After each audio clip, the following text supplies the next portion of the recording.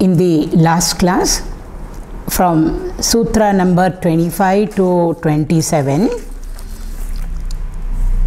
the last 3 sutras, the teacher told us, or the Acharya told us, that bhakti is the easiest.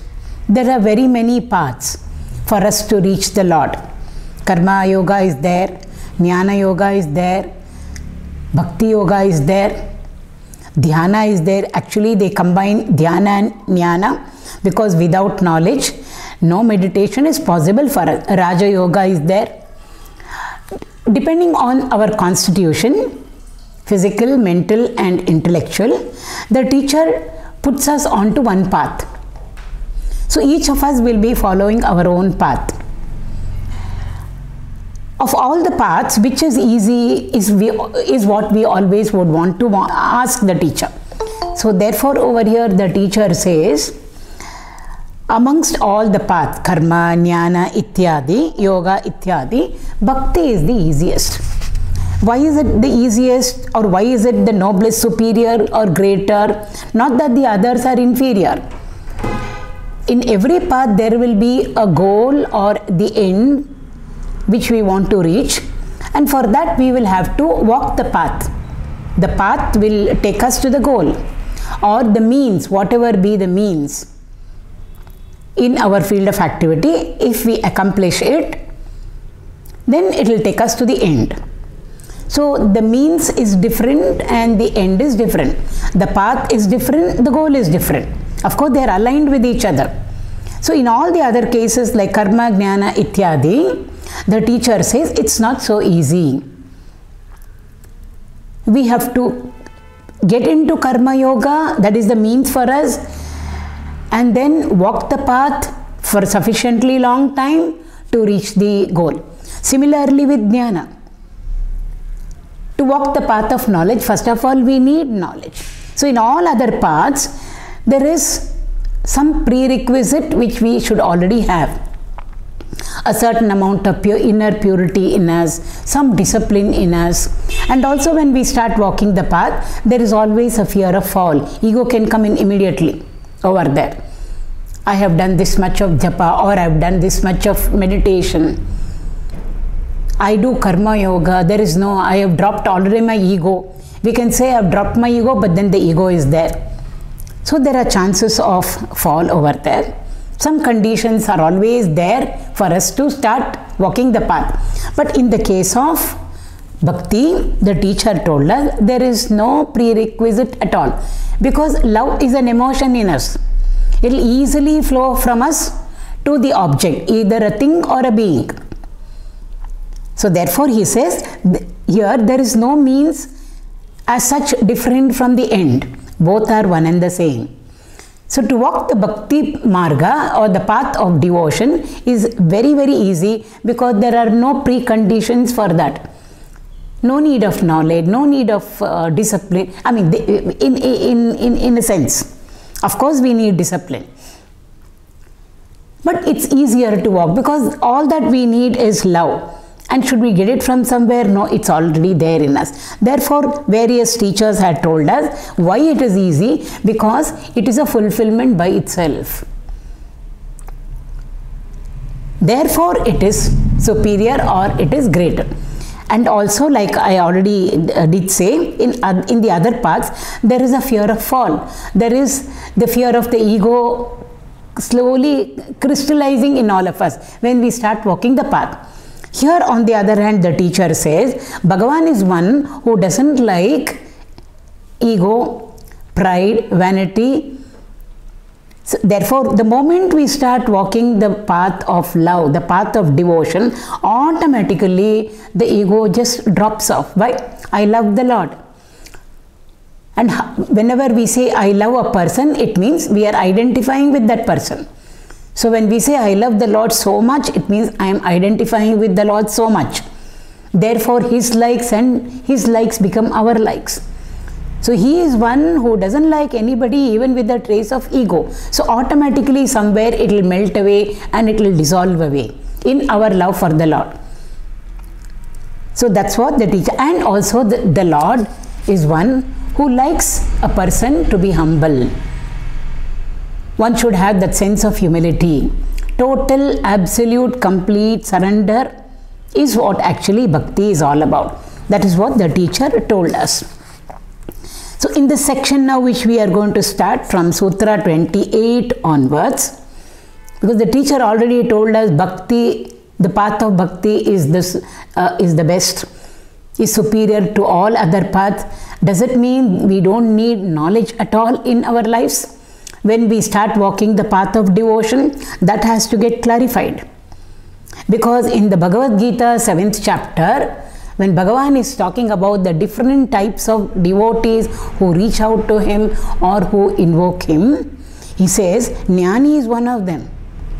Who is a Jnani? One who has got knowledge. So there are various types of devotees. Amongst them, one of them is the Jnani type. And also he says, of all the types, of all of them he endorses. But amongst all the different types of bhakta, Bhagavan says over there, Jnani is the best, he says. Why is Jnani the best? Because he says Jnani is the greatest bhakta, and a bhakta is the greatest Jnani. Knowledge over there.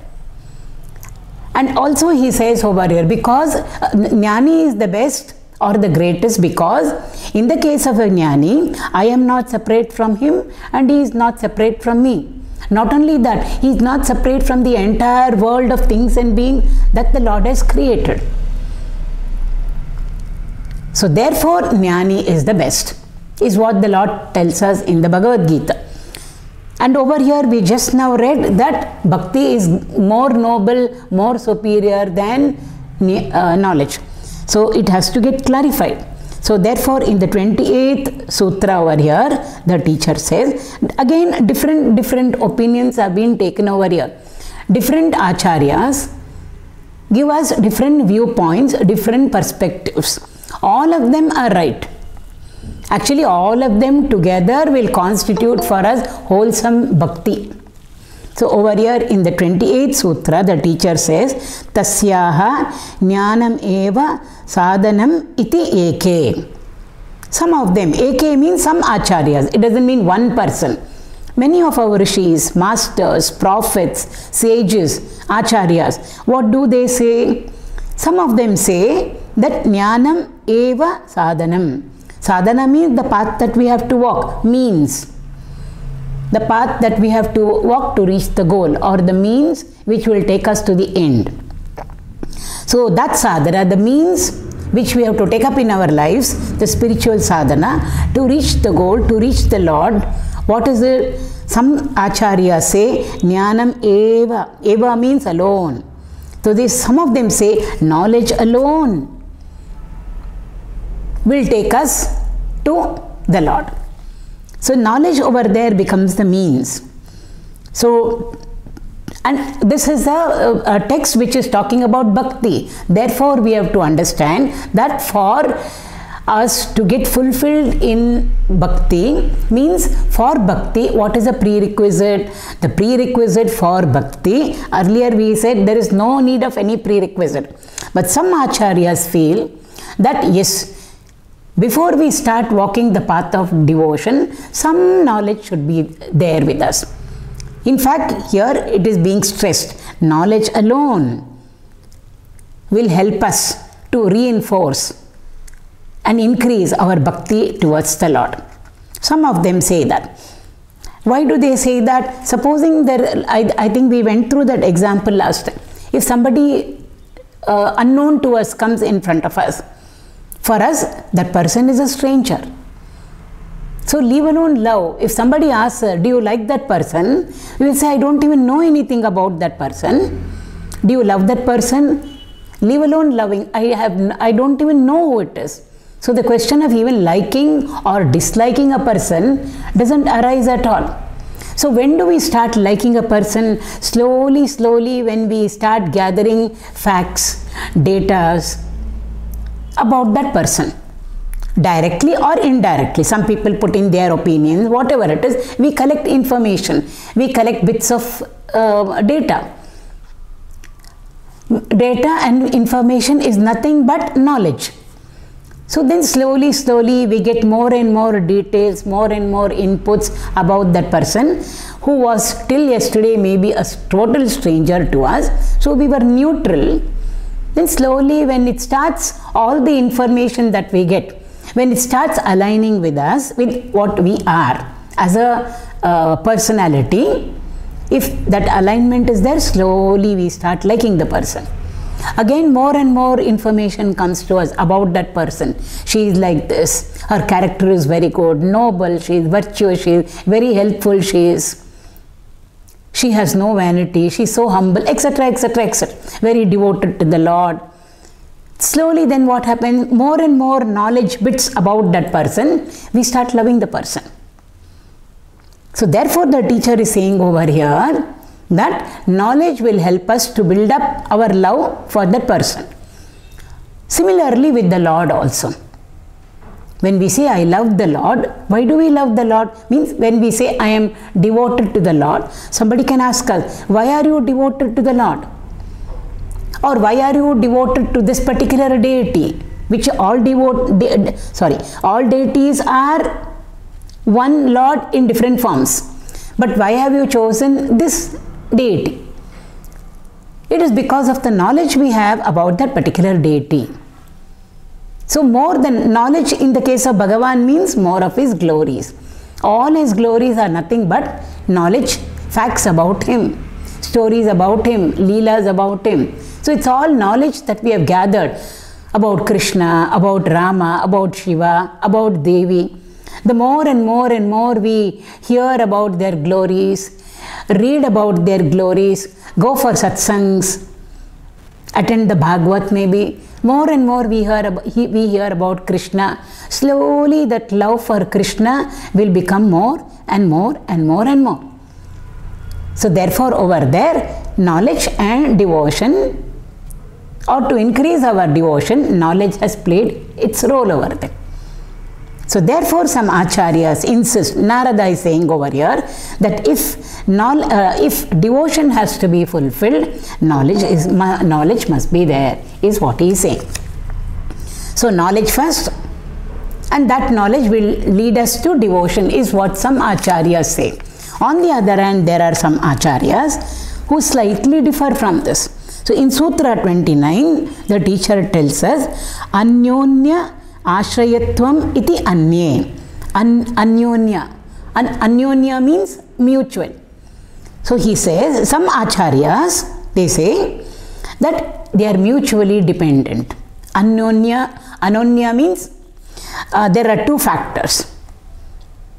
Only then we use the word anyonya. Ashrayatvam means to depend on. So therefore, some acharyas say that they are mutually dependent on each other. Which two factors are dependent on each other? Knowledge depends on bhakti and bhakti depends on knowledge. Actually, we can't separate them out at all. They are like two sides of the same coin. A coin will have two sides. But somewhere at some point of time, we say this is knowledge, this is love. When the emotional part is more dominative, we say bhakti, love. But when the intellectual part is more dominative, we say knowledge. But both of them, according to some acharyas, Narada is telling us over here, they are mutually dependent. We can't say which is first and which is afterwards.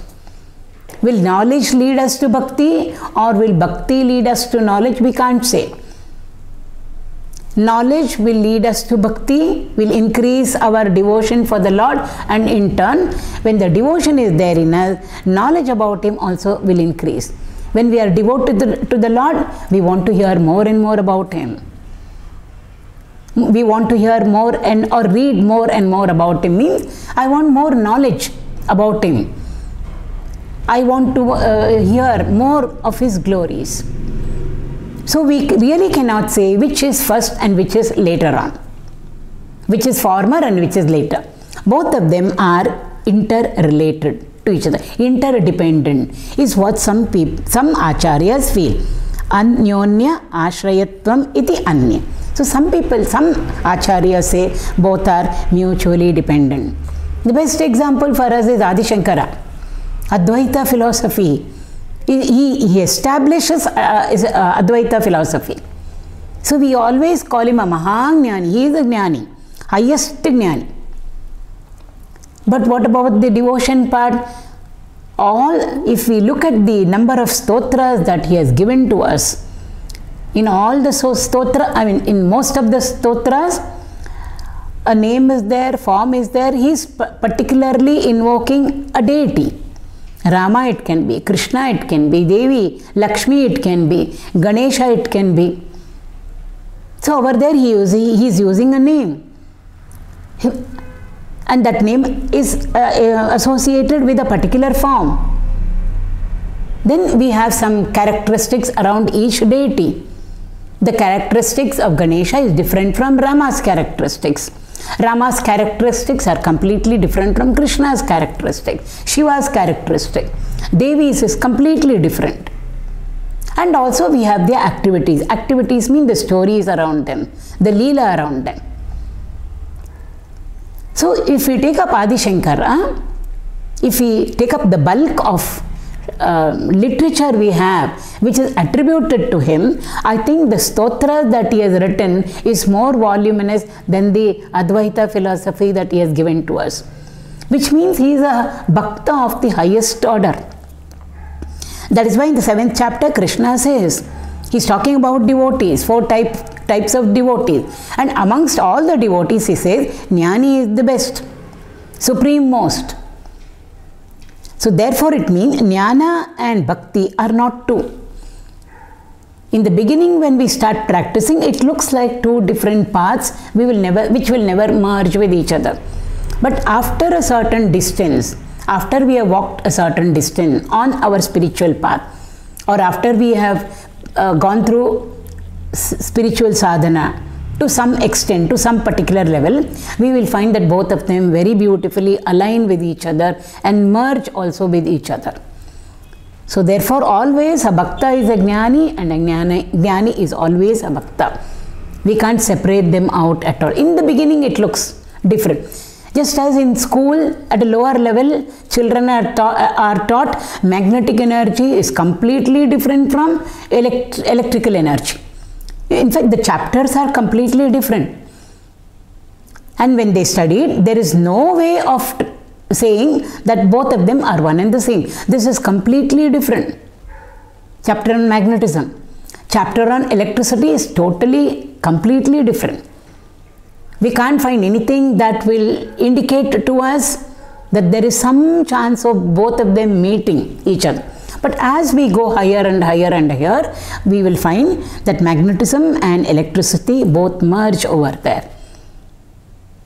Both are nothing but forms of energy, magnetic energy, electrical energy. So magnetic energy can get converted to electrical energy can get converted to magnetic. So it's only one energy. But it is being displayed in 2 different ways. Magnetic energy and electrical. Magnetic effect of current is a chapter. So where current is there, magnetism will be there.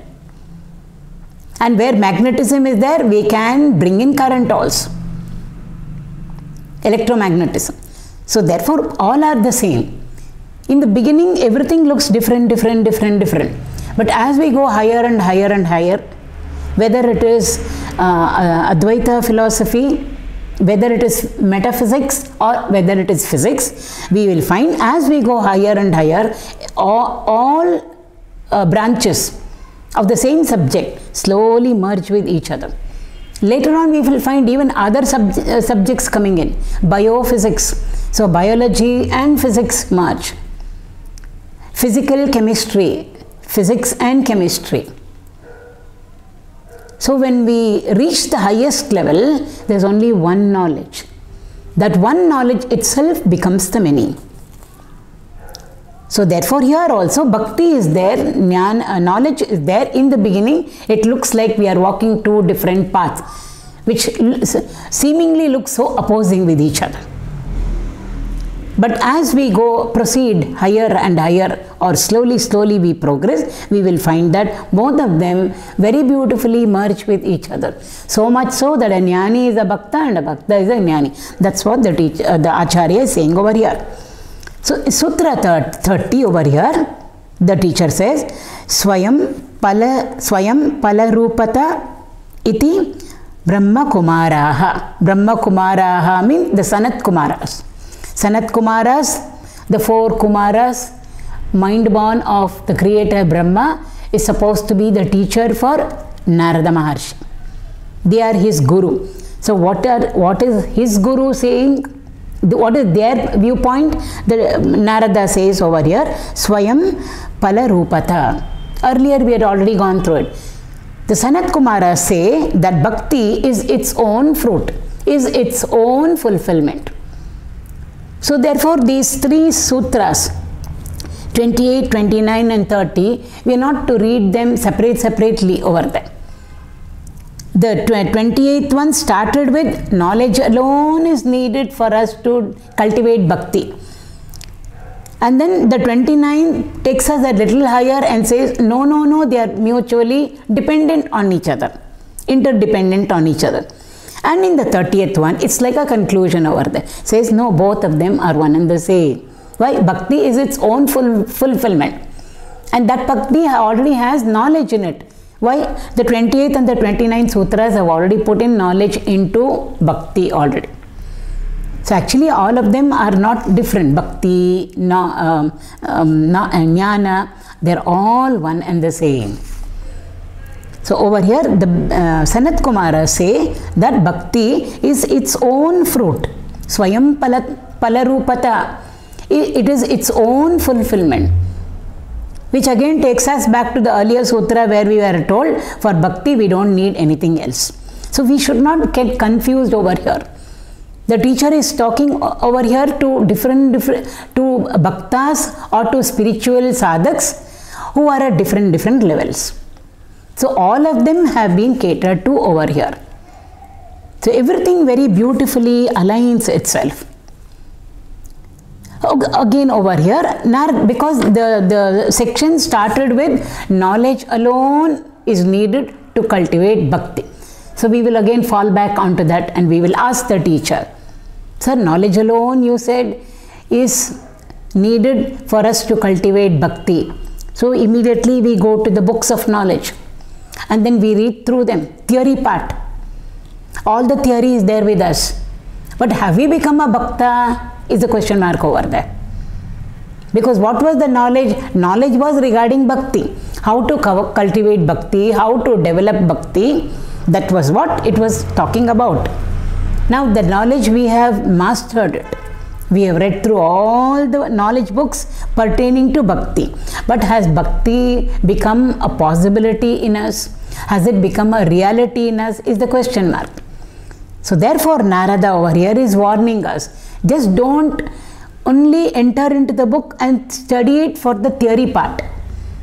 All our sciences, physics, chemistry, biology, any of the science branches, we are always taught in the classroom, means the theory is taught in the classroom and then we are immediately taken to the laboratory over there. Either the teacher will demonstrate whatever we have already studied, or we are asked to do the experiments by ourselves. So there is something to study which will go into our intellect and there is something afterwards for us to do also. So that the knowledge that we already have will become a reality in us. Yes, the teacher taught this in class and now I have done the experiment myself and I have seen the results for myself. So theory and practical experiments, practice, go together. Many of us just read up and then I have the knowledge. But did we put it into practice? Bhagavad Gita, 3rd chapter, 4th chapter, 5th chapter is talking elaborately about Karma Yoga.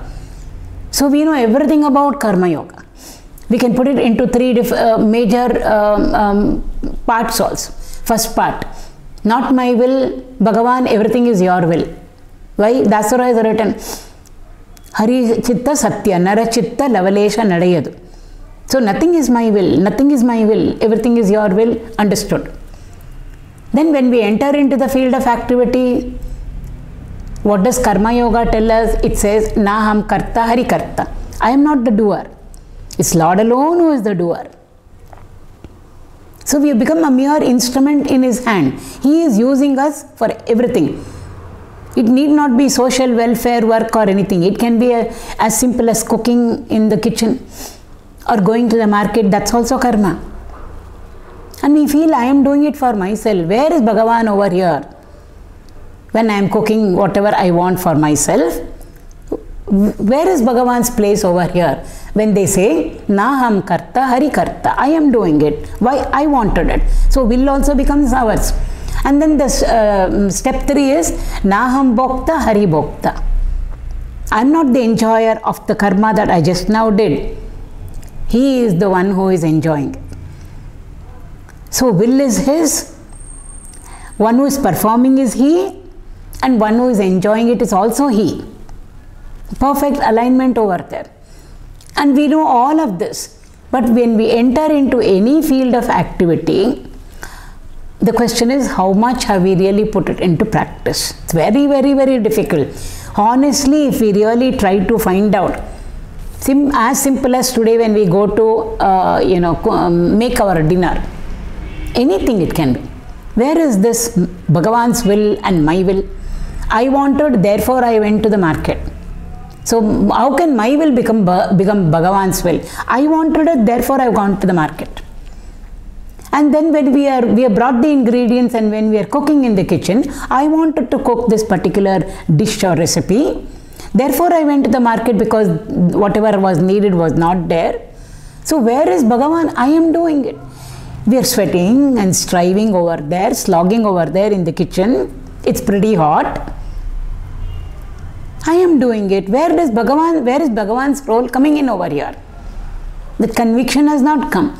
And afterwards, when we finish doing whatever we wanted to cook, the recipe, we turn it out, end product is there. I wanted to make this and I made it, and then we sit down and eat it. Who is enjoying? Of course, we are enjoying it. This is how beautifully it has come out. Very nice today. Last month when I tried it out, it was not so nice. So we sit and enjoy whatever we have done. So where is Bhagavan in the middle over here coming? For us to say, Naham Bhokta Hari Bhokta. Where is Bhagavan enjoying over here? I am the one who is enjoying it. When we try to put this all into practice, then we will know how difficult it is for all of us. So theory is there, we know. But we have to put it into practice to really become a karma yogi, to really convert all work into a worship, or to convert all our work into a yajna. It needs spiritual maturity in us to be able to bring all of them together. The theory must get fulfilled in the practice over there. So Narada knows the moment they say, Acharyas say, you need knowledge, we will scramble for the knowledge. And we'll put all the knowledge into our brain, into our memory system, and that's it. Have we brought it into our lives? No. It's like making a cup of coffee.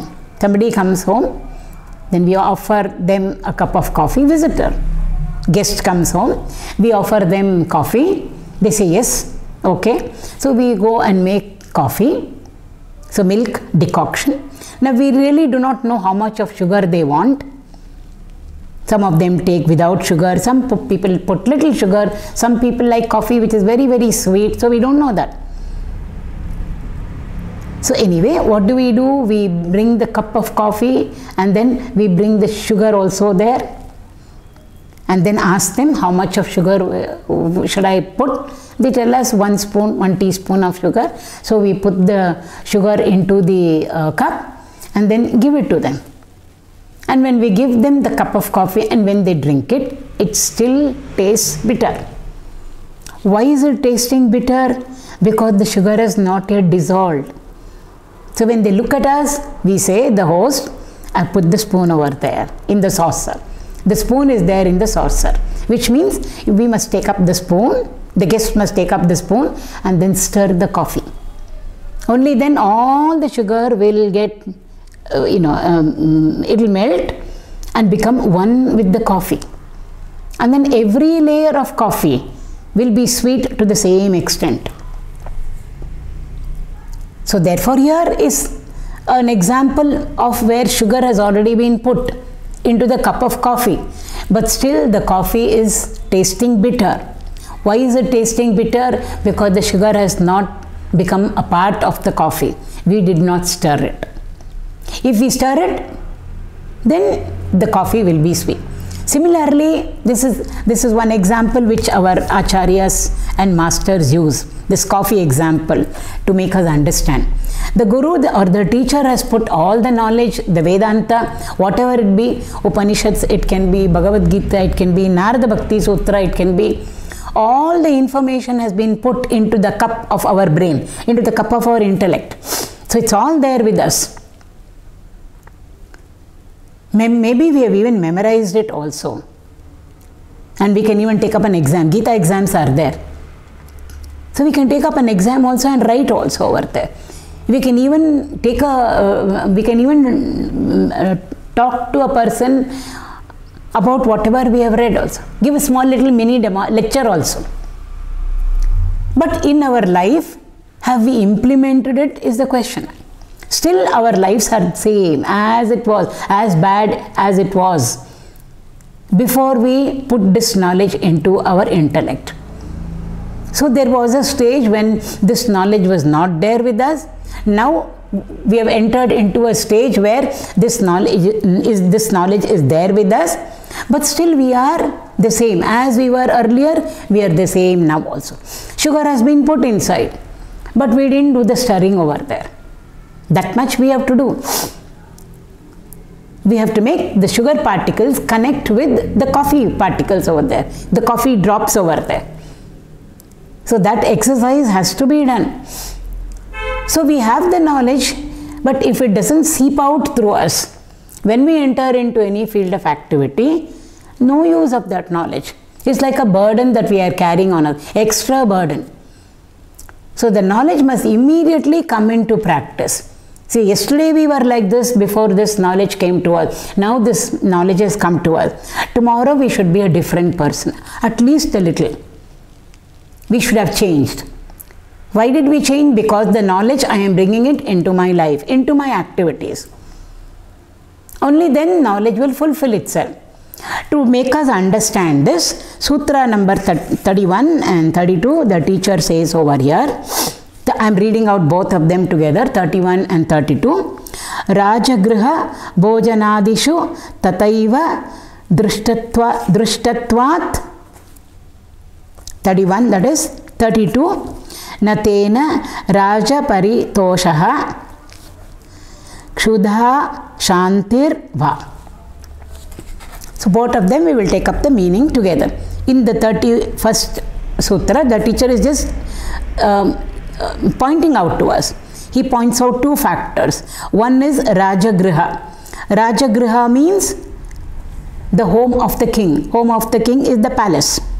So the example of the king or the palace has been taken up. The second example is Bhojana. Bhojana means our eating, dinner or lunch, whatever it is, Bhojana, eating.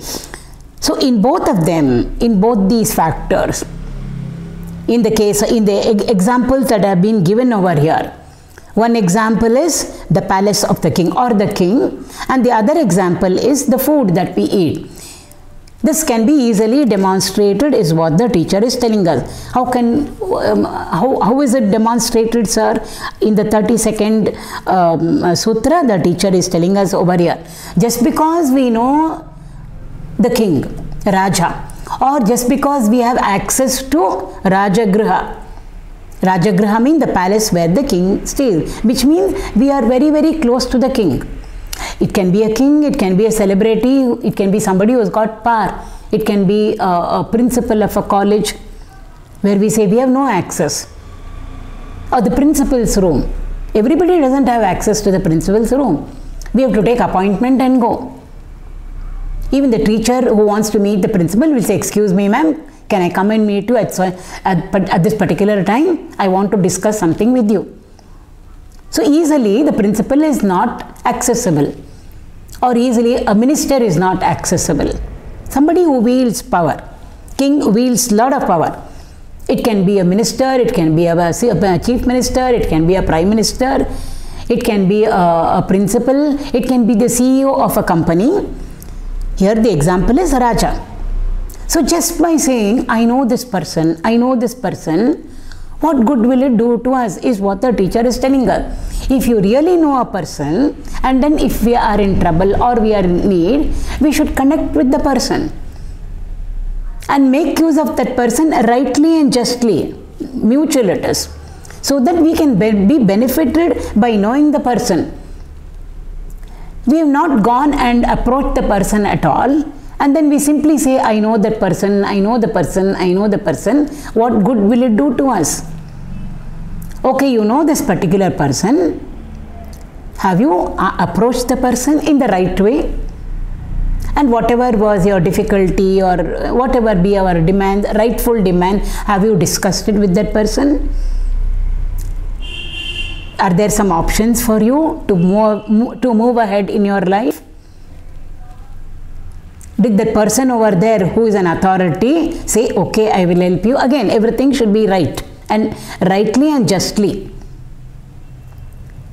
In that case, we have contacted with that person correctly. Then it makes sense to say, I know the person. But just to go around saying, I know that person, I'm very, very friendly, I've got access to the palace, I've got access to the chamber of the principal or the minister, what good will it do to us? It won't do good to us at all. Or I know the person means knowledge is there. But that knowledge or that the very fact that you know the person, have you turned it out into a good opportunity for you in life? No. Then it's a waste knowing the person. So many people come into our lives on a day-to-day basis. It's all a question of how we connect with the person. Healthy, it should be the connection should be healthy. Either way, maybe sometimes we benefit from that person, maybe that person benefits from us. But just to say, I know this person, I know this person, I know this person will not help us at all to progress in life. That's what Narada is saying over here. Similarly, he is taking another example of dinner. Our hunger will go only when the food enters into us. But just to say, I know this recipe, I know that recipe, or at a next stage, I have cooked this particular dish, I have cooked this particular dish, will not help to appease our hunger. All the food is there in the kitchen, cooked.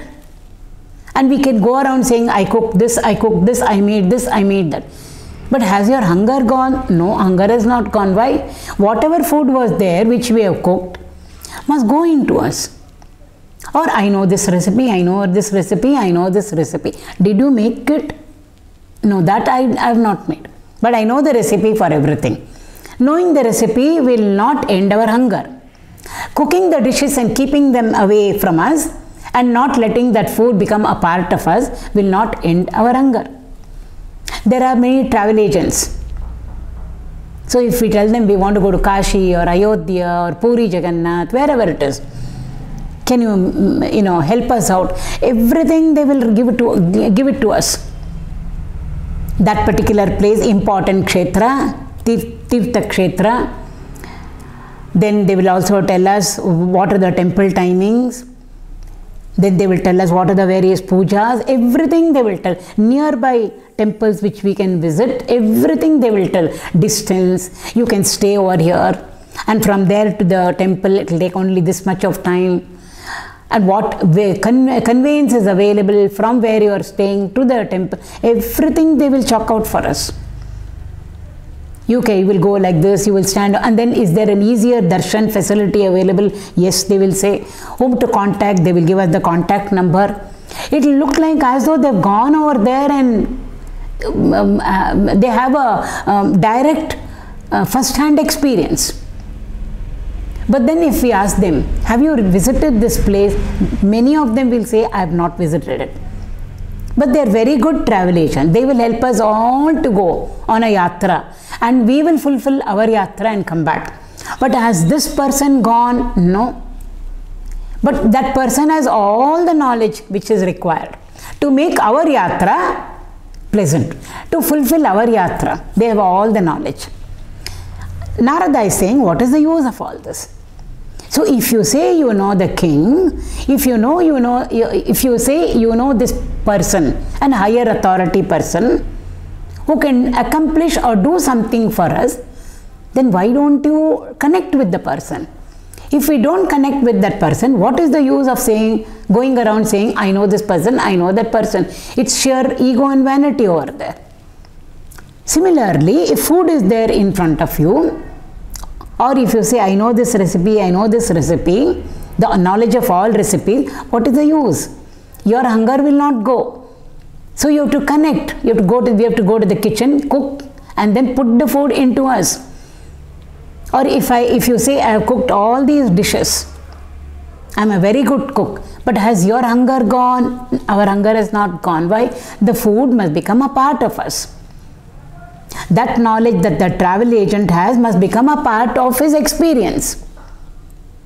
So knowledge is different, experience is different. Here food is different, the cooked food is there, hunger has not gone. They both must become one. That's what Narada is telling us over here.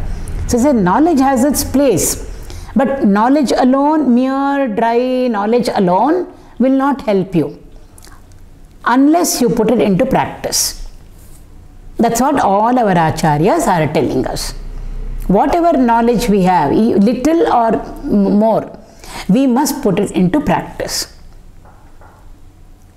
So over here, the knowledge is there in us. Why have we gone in for this particular branch of knowledge or whatever it is? It's because we want to cultivate bhakti, or we want to increase our devotion. Therefore, we have taken the help of knowledge. That knowledge must get fulfilled in us. How can it get fulfilled in us? In the bhakti that we have towards the Lord.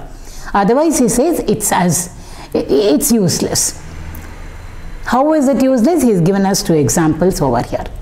So therefore, whatever knowledge we have or we have pursued on our spiritual path, it must become fulfilled in us. How can it get fulfilled in us? In helping us to develop more and more and more bhakti towards the Lord. In the Bhagavad Gita, it's very interesting. In the 12th chapter itself is titled Bhakti Yoga. So as a lay person, when we enter into the 12th chapter, very often a person will think, oh, 12th chapter is titled Bhakti Yoga. That means there must be so many instructions given over there as to how to cultivate bhakti. But that's not there. What is there? The main part of the Bhakti 12th chapter is values over there. Krishna says very clearly over there, if these values are there in a person, I consider such a person as my greatest devotee. He never talked about anything else. How much love we have, how much we are identifying with him, what all prayers we are every day saying, what stotras we are chanting, how many times we went to the temple in a week, or we went for yatra. Nothing over there. We want to call ourselves a bhakta, a devotee of the Lord. I want the Lord to tell me, yes, you are my devotee. We are going around saying, I am a devotee of the Lord, I am a devotee of the Lord. That is from our standpoint. But does the Lord consider us as his devotee is a question mark. So therefore, Bhagavan over there very autobiographically says, if these qualities are there in a person, such a person I consider as my greatest devotee. Priya is a Priya plural. Ativa, he says at the end. Extremely he becomes dear to me. Who? And that person, Bhagavan says, is a devotee, bhakta, who has got all these values. How can values be? Are values the same as knowledge? Yes. Knowledge and values are the same. How is it possible? In the 13th chapter, Bhagavan gives us again a set of values, 20 values. It starts with, I think, amanitvam, adambitvam. He starts 13th chapter. He calls all these values as jnana. He's telling Arjuna over there, whatever I have told you now is jnana. Anything contrary to it is ajnana. Understand, Arjuna? Anything contrary to whatever I have told you is ajnana. So whatever I have told you now is jnana. What is the jnana that he is preaching over there or advising to Arjuna? 20 values over there. So values itself Bhagavan is calling as jnana. Jnana has come over here. So we should be able to connect all of them very beautifully. Why does Bhagavan call qualities as jnana? To reach that highest knowledge, qualities first. That is the foundation for all of us. Whether it is in our spiritual life or whether it is in our materialistic life. If values are not there, then neither it will benefit us, nor we can benefit as a member of a family, or we can benefit the society as a member of the society. Everything will fall apart. Whoever has contributed anything to himself or herself, or to a family, or to the society or community, or to the state, or to the country, first we will find that their values are very, very strong. Dharma there. The last 8 shlokas of the 12th chapter are called Dharmashtaka. Means values is equal to Dharma and Dharma is equal to values over there. So if anybody has contributed to, again, materialistically or spiritually, we will find that person's values very, very strong. All these values we will be able to see in that person over there. The Ramayana itself starts like that. When Narada goes to visit sage Valmiki, Valmiki asks him, he gives one list of values. And he says, is there any one person who has got all these values in him? Each one of the value in one person? Yes, maybe we will find. Together all these values in a single person. Is there a person? Narada adds a little more. And he says, yes, there is one person who has got all these values plus a little more extra value. Who is that person? Rama. That is why we consider him as a personification of Dharma. Means personification of values. Means personification of knowledge. So we can bring them all together. That is why Rama becomes so important to us, and when he is ruling over his kingdom, Rama Rajya we call it. It's called Rama Rajya. Rama Rajya means Dharma Rajya it is. Because as the king is, so the people over there. So if he is high in his moral and ethical values, all the people automatically will become rich in their moral and ethical qualities. Why? Because they will see him as a role model. 3rd chapter Bhagavan says, Yad Yad Acharati Shreshtaha. So all of them whether it is a karma yogi or a jnani or a bhakta, everything ultimately will integrate into this. And who is Rama? Rama is one who not only knows the values, not only who knows Dharma, means jnani. He is a jnani. He is putting it into practice. He is putting it into practice everywhere, in the palace, in his relationship with each and everyone, his parents, his brothers, his wife. And then when he goes to the forest also, whether it is with Hanumanji or with Sugriva or with Vibhishana, even with Ravana, Bhagavan never ever lets his values go down. That is why Rama so much of importance over there. So he demonstrates. Even Sita, when Rama is to go for exile, 14 years, he comes to give this news to Sita, saying that I will have to go to the forest 14 years, but he wants Sita to stay back. What is written over there? Not only she dharmagne, nya means to know. Not only she knows Dharma, who Sita, which means she is a jnani, she has high morals, Therefore, she is practicing that. She is well established in Dharma. She has all the values, but has she put it into practice? Can anybody see these values coming out of her? Yes, Dharma Parayane. She is practicing it also. So theory and practice over there. So therefore over here also Narada is telling us, it's not just enough for us to know everything about devotion, but we have to put it into practice also. Otherwise it's as useless as knowing a person in authority, but we have never ever connected with that person and never got benefited by that person. Or it's like having all the dishes in front of us and not allowing the food to go inside us, and therefore our hunger also has not subsided. Which means the knowledge must be put into practice. That's the bottom line over there. Then in the 33rd sutra over here, the teacher is concluding this particular section over here. Yes, he is concluding it, and he is saying tasmat. Tasmat means therefore. Tasmat eva grahyaha mumukshubhihi. Mumukshubhihi. Mumukshu means one who is craving for freedom. Freedom from what? Freedom from the bondages that we are supposed to be in. Outside physically we are not bound at all. We are all free. Then what is it that the teacher is talking about? All the conditionings that we have put onto ourselves, within ourselves. We can call it psychological bondages also. The limitation, the conditionings. There are so many of them, which make, therefore we feel I am a mortal. But the teachers are telling us, no, you are not a mortal. From the state of mortality, you can reach out to the state of immortality, is what our teachers are saying. That craving must come to us. Very often it doesn't come to us. Why we are happy the way we are? If we are happy the way we are, why should we put our effort in any direction, in any path to achieve anything? Why I am happy the way I am? So mumukshu means one who is craving to get out of these limitations, conditionings, bondages, to get out of this sense of mortality and reach the sense of immortality. That's what is mumukshu.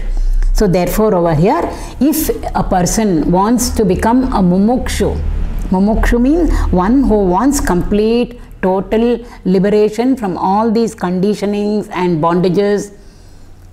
We feel differentiated, we feel differences. Things are there, beings are there in front of us. All we find differences everywhere. No two things are the same. Of course, we are different from the things. No two beings are the same. And of course, we are also different from all these beings. But Advaita tells us there is only one. And if we reach that state, then total freedom for us. A total inner complete freedom for us. One who is striving for it is called as a mumukshu. So the teacher is telling us over here, if a person wants total liberation, mukti, moksha, etc., then all of this should be there. What should be there? First of all, bhakti should be there. Because this text, Narada Bhakti Sutra, is highlighting bhakti for us.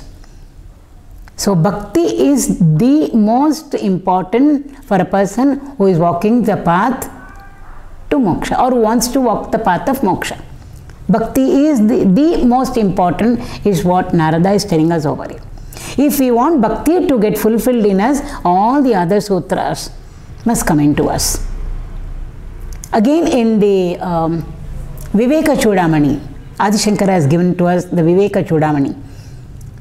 It's the crest jewel of discrimination. The essence of the Bhagavad Gita, the essence of the Upanishad, all of it is there in it. And there he is propagating Advaita philosophy. Right in the beginning he gives us prerequisites also. Because just now we did discuss. To enter into knowledge, we need some prerequisites. So he gives all the prerequisites. And he tells us also what each one of them are, what they stand for. After having told us all that, before entering into the text proper, Shankara himself says, of all that I have given, I have mentioned over there as prerequisite, Even above them and beyond that, bhakti is most essential, he says. He uses the word bhakti over there. Bhakti is the most essential factor or the tool, if we may call it so. It's the most important tool that a person should have to walk. Which path? There he is talking about the Advaita path, the path of knowledge, the path of contemplation. To walk that path, yes, prerequisites are there. But the most important, he says, is bhakti should be there. The same thing over here Narada has told us. He says, for a person who wants to get liberated, bhakti is to be sought. Grahya means to take in. So what should be taken or what should we have? We should have bhakti with us. And the characteristics of bhakti, ityadi, all have been already enumerated for us. Shankara says, most important thing that we should have, that a sadhak should have, apart from all those prerequisites, is bhakti. And what is bhakti? Swasvarupa anusandhana, he says. Anusandhana means to connect. To connect with whom? To connect with yourself. There he brings in the Advaita. If we want Saguna, it means connecting with the Lord, our Ishta Devata. Whether it is Rama or Krishna or Devi or Shiva, whatever it is. Constantly 24/7, 365 days, we should be in connect. Outside we can't be in connect. It's a connect within. That's why they say Nitya, Nirantara, Ishvara, Bhajan or Chintana. So Nitya means always, but that always can have breaks. Every weekly we say, monthly we say, or hourly we say. So in an hour 5 minutes for that. So the other remaining 55 minutes there is a break there. But Nityatva is there. Constancy is there. So Nitya it should be. Along with that Nirantara must be. Antara means gap or intervals. Nirantara means without any gap, without any interval. So Nitya Nirantara Ishvara Chintana should be there. Dasura makes it very simple for us. All these things we will not understand. Therefore he says, Narajanma Bandaga Nalige Iruvaga Krishna Yanabarade. You have been born as a human being. You have been blessed with a tongue which we can use for gossiping. We can talk anything in the world we want. Freedom of speech is there. So we can use the tongue left and right to glorify people, to flatter them, praise them, abuse them. Sadistic people will do that, humiliate a person, insult a person. He says, Narajanma Bandaga Nalige Iruvaga. Why don't you just say Krishna? Is it difficult? In another one he says, Hari Hari and Balu Katina, he says. Actually it's not Katina at all. He's being very distinct with us. Because everything else we will learn, Japanese language, French, German, everything we will learn. But to say Hari is all very difficult for us. So easy it is. Achara culture must come to the tongue first. Achara villada nalige, ninna nicha buddhya bidu nalige is. That's why Purandara Dasara Devar Namas are called Purandara Upanishad. All that is there in our Upanishad and Gita, it's all packed into those beautiful Devar Namas. Simple Kannada. So, Narajanma Bandaga Nalige Iruvaga, why don't you say Krishna? When not should I say Krishna? Simple. He says when you get up in the morning and make a sound noise, just say Krishna. Instead of saying, Ayo, why did you wake me up? Say Krishna, Krishna, you woke me up. Will it make a difference to us? Yes, it will make a difference to us. Mane olagadaru omme, horagadaru omme, Krishna. If you have eaten up to the throat too much, and we say, Ayo, see, we use the word, I do not know why I ate so much. Instead of saying, Ayo, I ate too much today, say Krishna, Krishna, I ate too much today. If everywhere bring in Krishna or Rama, whatever be our Ishta Devata, just bring the Lord over there. This is so beautifully, they say, when winter goes away, Shivaratri is the turning point. Though Shankaranti, the sun has taken a turn, but it has to come closer to us. So Shivaratri represents change of climate. So they say when it's a change of season. So even seasons don't want to go, they want to stay. But what to do? Bhagavan has made sure that they change. So when winter is going away, what will it say and go away? It will not say ayoyo and go away. This grandmothers used to tell us. That is why in houses we need grandmothers and grandfathers. Why the stories? So they'll tell the little grandchildren. So winter did not just go away like that. What did it? How did it go away? It said Shiva Shiva and went away. We've heard it. At least I've heard it from my grandmother.